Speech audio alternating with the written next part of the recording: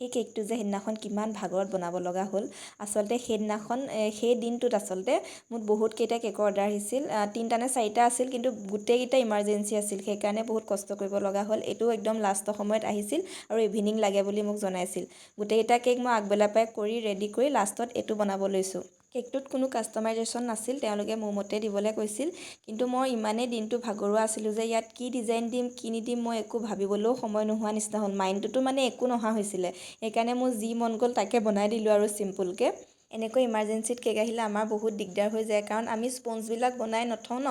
যেতিয়া কেকটো অৰ্ডাৰ আহে লগালগ বনাই দিওঁ যদি 2 বা 3 দিনৰ আগতে কৈ দিয়ে তেতিয়া আমি টাইমটো মেনেজ কৰি বনাই থ'ব পাৰোঁ তেতিয়া কি হয় বহুত সুবিধা হয় আমাৰ আৰু এনেকৈ ইমাৰ্জেঞ্চি কেক আহিলে আমাৰ খাৱন শুৱন একো নহয় ঘৰৰ কামো একো নহয় অকল কেকটোতে সময় দিব লাগে সেইকাৰণে বহুত কষ্ট হৈ যায় সেইকাৰণে আপোনালোকেও যদি অৰ্ডাৰ দিয়ে মোক এদিন বা 2 দিনৰ আগত জনাব দেই তেতিয়া মানে টাইমটো মই মিলাই ধুনীয়াকৈ মেনেজ কৰি ল'ব পাৰোঁ আমাৰ হোম বেকাৰবিলাকৰ কেক বনোৱাটো ইমান ইজি নহয় কাৰণ মই গোটেই ঘৰৰ কাম বন কৰি সকলোখিনি কৰিহে কেকত সময় দিব পাৰোঁ সেইকাৰণে যদি আগতে কৈ থয় বহুত সুবিধা হৈ যায় আমাৰ কাৰণে